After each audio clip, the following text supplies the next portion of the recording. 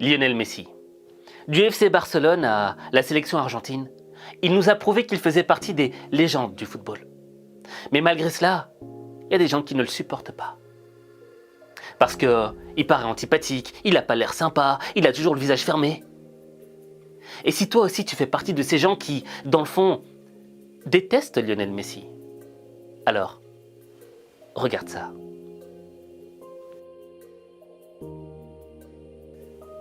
Alors la vie de Lionel Messi commence dans une famille modeste, en Argentine. Le garçon était taiseux. Tu vois, c'était pas le genre de garçon qui parlait, etc. Il était très introverti, très renfermé sur lui-même. Il était tellement que même sa maîtresse d'école avait dit à ses parents « Amenez-le chez un pédopsychiatre, parce qu'il n'a pas l'air normal. » Mais tout a changé le jour où il a joué un match de foot contre des enfants plus grands que lui. Au départ, tu vois, sa mère, son père voulaient pas qu'il joue, parce qu'il était plus petit que la moyenne, et que les autres étaient plus grands, ils avaient peur qu'il se blesse. Mais tu avais sa grand-mère qui avait dit « Non, laissez le petit jouer, laissez le petit vivre, s'amuser. » Et quand il est arrivé sur le terrain, c'était plus le petit garçon taiseux qu'on connaissait à l'école ou à la maison. Il était totalement différent.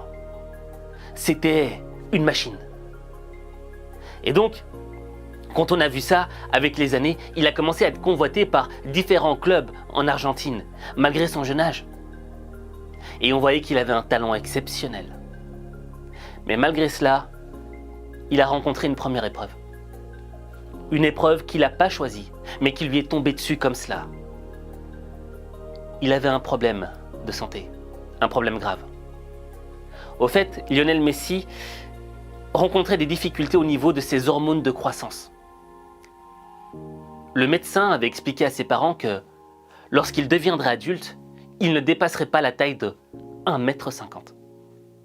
Alors moi je te laisse imaginer, 1,50 m pour jouer au football. C'est un handicap. 1,50 m dans la vie. C'est un handicap. C'est difficile. C'est difficile de vivre quand tu mesures 1,50 m. Et Lionel Messi, tout jeune, apprend ça.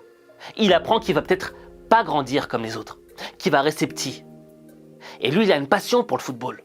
Donc déjà, paf, la vie lui met une première claque. Tu ne choisis pas de tomber malade. Mais la deuxième claque, c'est que il y avait un traitement. Il y avait un traitement qui aurait permis à Lionel Messi de grandir comme les autres enfants. Peut-être qu'il ne serait pas aussi grand, mais il aurait pu atteindre une taille de 1,70 m. Mais le problème, c'est que ce traitement coûtait 1 000 $ par mois. Alors, 1 000 $ par mois pour une famille modeste en Argentine, c'est énorme. C'est une somme astronomique. Et donc, tu vois, tu as les parents de Lionel Messi qui ont commencé à chercher des clubs qui pourraient payer justement ce traitement. Mais personne ne le voulait. Parce que personne ne voulait miser sur ce joueur. Tu vois ce que je veux dire? Ils disaient, mais c'est trop risqué, et si ça marche pas, et de toute façon, il ne sera pas assez grand pour jouer au football. Donc déjà là, deuxième claque quoi. Personne ne croyait en lui, personne ne voulait investir en lui. Et c'est à ce moment-là que ses parents ont décidé de se tourner vers des grands clubs, comme le FC Barcelone. Et le FC Barcelone, il y avait justement un recruteur du FC Barcelone qui avait vu Messi en vidéo, il avait été ultra impressionné. Et il s'était dit, ok, on va miser sur lui. Et donc, Messi s'envole pour le Barça, et enfin, a droit justement à ce traitement qui lui permettra justement de grandir pour pouvoir rivaliser face aux autres joueurs de football.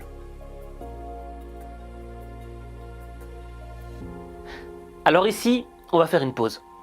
Et on va se mettre dans la peau de Lionel Messi, d'accord? Mets-toi dans sa peau. T'es jeune, t'as pas beaucoup d'argent. Toi, t'as une passion, c'est le football. Il y a un club qui vient, qui te recrute. Mais qui attend de toi. T'as déjà la pression. Parce que tes parents sont partis avec toi. T'es plus dans ton pays. Et on attend que tu joues correctement parce qu'on a investi de l'argent sur toi. Et toi, tu le sais. C'est gênant. C'est gênant parce que tu as dû tendre la main. Parce que tes parents n'avaient pas assez d'argent. Donc, le gamin, dès son plus jeune âge, il s'est déjà ramassé toutes ses claques.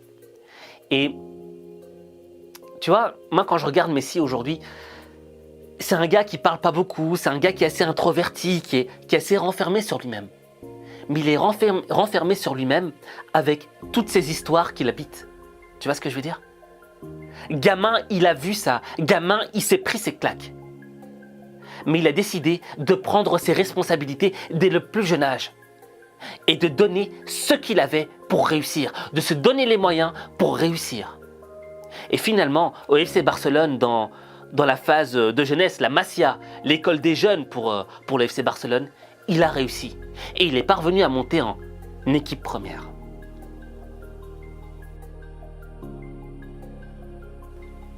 Alors ce Léo Messi, il avait du génie. Il avait du génie pour arriver là où est-ce qu'il est. Il avait un talent exceptionnel. Tu as un génie en toi, tu as un talent exceptionnel, mais il faut que tu le trouves, comme Lionel Messi.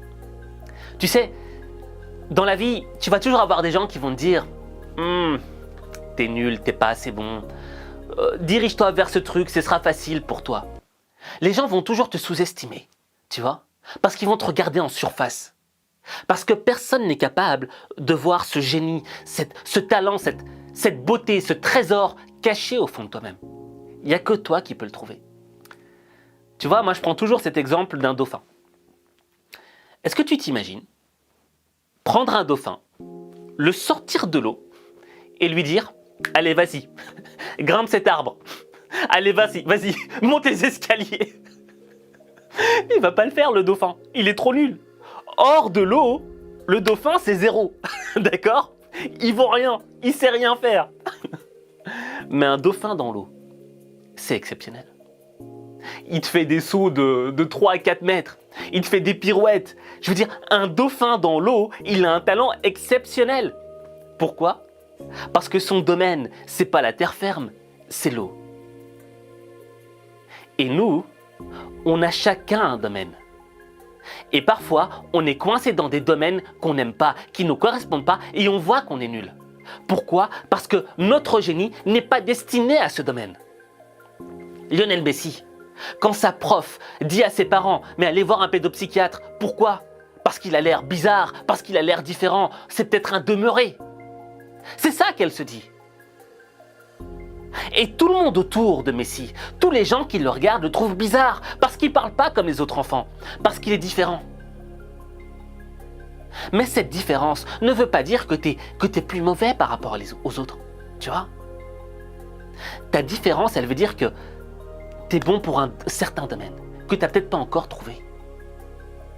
Mais comment est-ce qu'on fait justement pour trouver son domaine de génie? Ben, c'est très simple, il suffit de regarder Lionel Messi. Lionel Messi, comment est-ce qu'il a trouvé son domaine de génie? Ben, tout simplement en tentant. Il a joué au foot. Et quand il a joué au foot, il a ressenti qu'il avait une passion pour ça. Il a ressenti qu'il aimait ça. Et en même temps, il croyait en lui. C'est aussi simple que ça. Trouver ton génie, c'est trouver un domaine que tu aimes et un domaine où tu crois en toi, où tu sais que tu pourrais y arriver. Et ensuite, il y a un autre élément additionnel. Simple. C'est que quelqu'un puisse croire en toi. Parfois, il suffit juste qu'une seule personne croie en toi. Et ça renforce ta force de conviction en toi-même. Lionel Messi, c'était sa grand-mère. Sa grand-mère avait cru en lui. Et hélas, elle est morte. Mais il avait un lien particulier avec sa grand-mère. Il l'aimait de tout son cœur. Et il l'a dit. Il l'a dit en interview. Franchement, j'aurais voulu qu'elle voie où est-ce que je suis arrivé. Pourquoi? Parce que c'était la seule personne qui croyait vraiment en lui dès le départ. Quand personne ne croyait en lui, elle croyait en lui. Et Lionel Messi, il a vu la sincérité de sa grand-mère. Et ça a créé un lien affectif énorme. Et ça a renforcé sa conviction en lui-même, sa conviction sur le fait qu'il devait y arriver. Et quand il a rencontré ces épreuves de maladie, tu vois, ces hormones de croissance, d'arriver au Barcelone avec toute une pression, je suis sûr et certain qu'il a repensé à sa grand-mère. Tu vois, quand il était peut-être en période de doute. Et il s'est peut-être dit, mais pour ma grand-mère, j'ai pas le droit d'abandonner. Tu vois? Et au fait, c'est ça, je dirais, les clés du succès. La recette du succès. Premièrement, trouver ton domaine. Trouver quelque chose que tu aimes faire. Deuxièmement, croire en toi. Et troisièmement, t'entourer de personnes qui sont sincères, qui ne t'aiment pas pour ce que tu as, mais qui t'aiment pour ce que tu es. Sincèrement. Parce que tu vois, dans la vie, quand tu réussis, t'es beau, tout le monde t'aime. Ça me fait penser à la chanson de PNL. Tu vois, quand ils disent aujourd'hui dans le quartier, je plais à Eva Mendes, etc.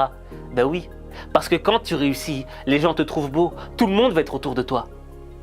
Mais quand t'es nul, quand t'échoues, quand tu rates, qui reste-t-il? Eh bien, il ne reste que les gens qui t'aiment sincèrement. Les gens qui continueront à croire en toi, malgré ce que le monde pourra dire de toi. Et donc, moi, ce que je te conseille, c'est de trouver des gens qui t'aiment sincèrement.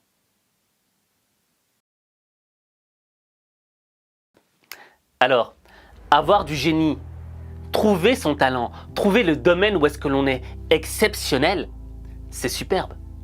Mais ça ne suffit pas. Moi, il y a une phrase américaine qui m'a toujours marqué. C'est « work beat talent ».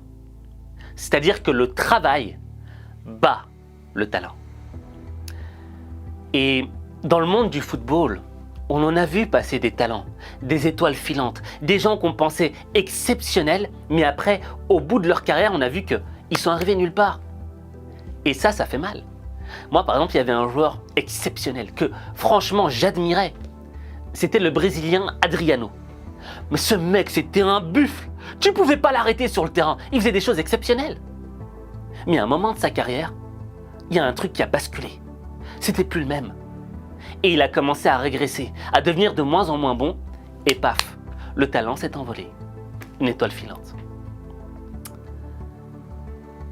Et c'est ça le problème. C'est que aujourd'hui, beaucoup de gens qui ont un certain talent et qui veulent se lancer dans le foot, parfois se lancent dans le foot pour les mauvaises raisons. Le mauvais pourquoi, le mauvais objectif. Tu vois ce que je veux dire? Il y en a qui pensent à la gloire, à la célébrité. D'autres pensent à l'argent. Tu vois? Et ça, ces éléments-là, ne te permettent pas de réussir. Parce que ce ne sont pas des causes, ce sont des conséquences. Et les conséquences ne sont pas suffisantes pour aller jusqu'au bout, pour se battre pour elles. On ne se bat pas pour une conséquence, on se bat pour une cause. Et moi, quand je regarde Lionel Messi, c'est un mec qui a une cause. Tu sais, Lionel Messi, quand il a commencé à jouer en équipe première du FC Barcelone, il a eu des difficultés. De seguir creciendo y buscando lo mejor para uno y para el equipo. De verdad que C'est vrai que je n'étais pas considéré comme un buteur. de hacer muchísimos goles y que J'ai hacía. marqué beaucoup de buts chez les jeunes, En la inferiores sí, sobre todo cuando llegué al primer equipo. mais quand je suis monté en équipe première, j'ai lutté pour marquer beaucoup de buts lors de mes premières saisons, même si j'ai commis des erreurs ou été malchanceux. Je me souviens ce que me disait Samuel Eto'o. Le jour où tu seras capable de marquer ces buts, tu seras irrésistible. Parce que j'avais beaucoup d'occasions et je ne pouvais pas les convertir. Un jour, j'ai eu un déclic. J'ai marqué et j'ai commencé à empiler les buts. Enfant, j'avais l'habitude de marquer. En Argentine, comme dans les équipes de jeunes du Barça. Je me suis battu pour y arriver en équipe première et à partir de ce moment, j'ai enchaîné. Et ces difficultés, elles sont compréhensibles. Au début, quand tu rentres en équipe première, au FC Barcelone, l'un des plus grands clubs du monde, et que tu joues avec les plus grands joueurs du monde, notamment Ronaldinho, que tu sais que la planète entière te regarde, ben, je peux te dire que la somme de stress, elle est énorme à partir du moment où tu rentres sur le terrain. Mais comme l'a dit Messi, il a eu un déclic. Et c'est quoi ce déclic? C'est quoi ce truc qui lui a permis de devenir un buteur hors pair, un des meilleurs joueurs du monde? Eh bien, Ce déclic, c'est un petit peu ce que disait Jean-Claude Van Damme.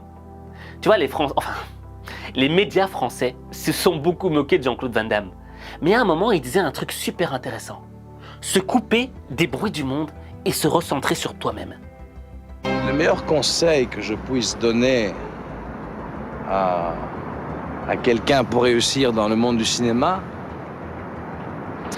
c'est de ne pas écouter les bruits du monde et écouter le silence de l'âme. C'est-à-dire, tous les gens te diront dans la vie, c'est impossible, t'es trop loin, c'est pas faisable, c'est trop dur. Ça, c'est les bruits du monde. Mais les gens n'écoutent jamais le silence, qui est un son de l'âme, c'est-à-dire de se remettre sur soi-même, à l'intérieur de soi-même, et de réaliser, de demander à soi-même ce qu'on veut faire dans la vie. Que ce soit d'un jardinier, un pilote d'avion, ou tu sais, n'importe quoi, mais d'être heureux. Et quand on a la réponse, elle viendra automatiquement, hein, c'est de suivre ce silence. Et c'est ça que j'ai suivi. Et là, j'ai un peu le temps de m'expliquer, donc les gens l'auront compris un peu mieux, parce que parfois, quand je vais en TV et que j'explique comme ça à la va-vite, ils croient que je suis un peu, tu sais.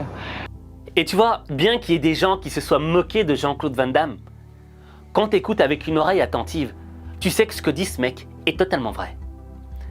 Se couper des bruits du monde et te recentrer sur toi, c'est quoi? Par exemple, par rapport à Lionel Messi.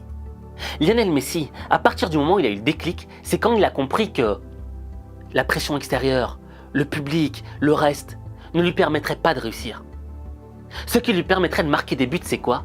C'est de se concentrer sur son art, se focus sur son art, entrer sur le terrain avec une seule idée en tête, marquer des buts.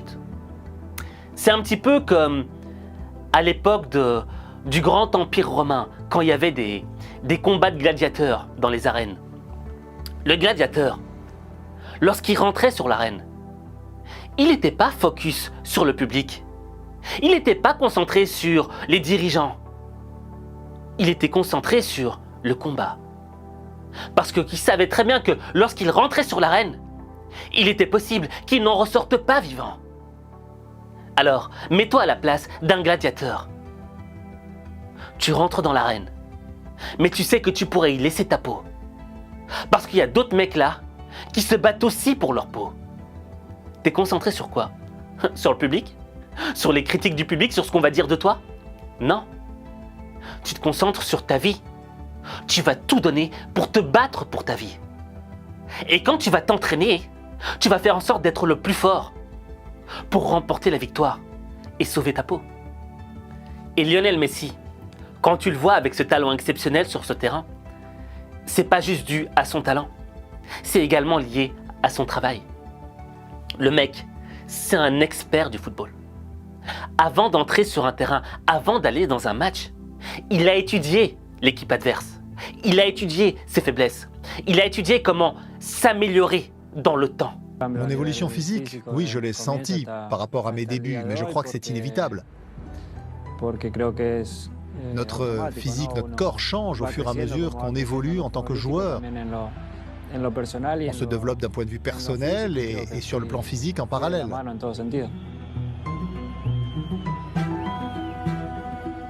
Je n'étais pas un joueur qui allait beaucoup en salle de musculation, mais j'ai appris à connaître mon corps et à faire du renforcement musculaire pour prévenir les blessures. Je fais beaucoup de travail spécifique plutôt que de soulever de la fonte sur les machines. Je pense avoir beaucoup progressé pour faire attention à mon corps afin d'éviter les blessures. Donc, tu vois, avec Lionel Messi, il y a ce que tu vois sur le terrain, au moment T, quand tu vois les buts, quand tu vois la victoire, certes. Mais il y a 90% du travail qu'on ne voit pas. Il y a 90% des choses qu'on ne peut pas comprendre. Parce que le mec, il se donne les moyens de réussir. Donc, le talent ne suffit pas. Pour réussir, il est nécessaire de l'associer à un travail sérieux, rigoureux, pour réussir.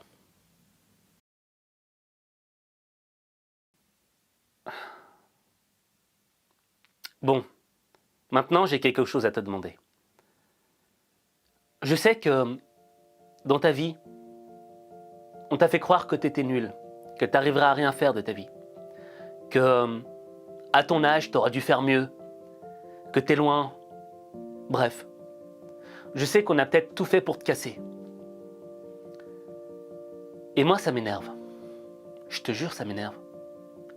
Parce que je sais que tu as un génie en toi, que tu as un talent, un trésor caché, qui ne demande qu'à émerger. Et je n'accepterai pas que tu acceptes les critiques des autres. Parce que c'est vrai, il y a un moment où, à force d'entendre les choses, à force de voir juste l'état dans lequel tu vis, tu finis par ne plus croire en toi. Et c'est normal, parce que c'est dur parfois. C'est dur de croire en soi. Moi, je crois en toi. Et je te demande de croire en toi. Et on va faire un exercice ensemble. Je veux que tu écrives en commentaire. Je crois en mon génie et je vais réussir. Je répète. Je crois en mon génie et je vais réussir. Après, tu peux écrire le domaine dans lequel tu vas réussir. Je m'en moque. Mais le fait d'écrire cette phrase, ça va la cristalliser dans ton esprit. Le fait de l'écrire, ça la rend déjà vraie. Ça la fait exister. Ensuite, il faut que tu passes à l'action.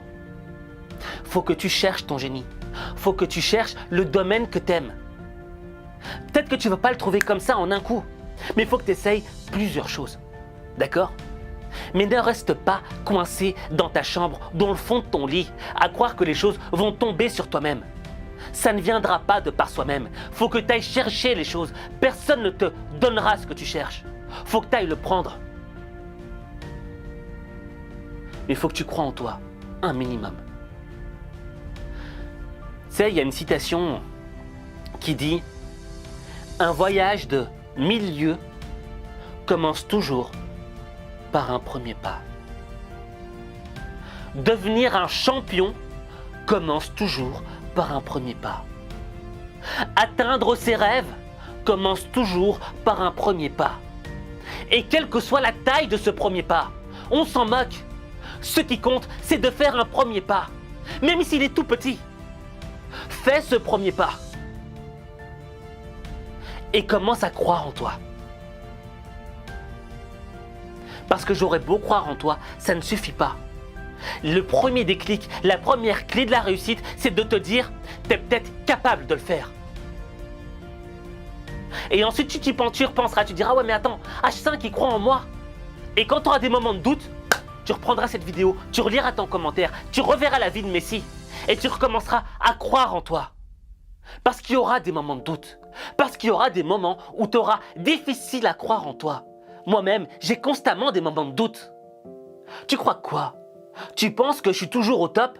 Tu penses que j'ai toujours confiance en moi ? Non, c'est faux. Il y a des moments où je suis au fond du trou. Il y a des moments où j'en peux plus. Mais l'idée, c'est quoi ?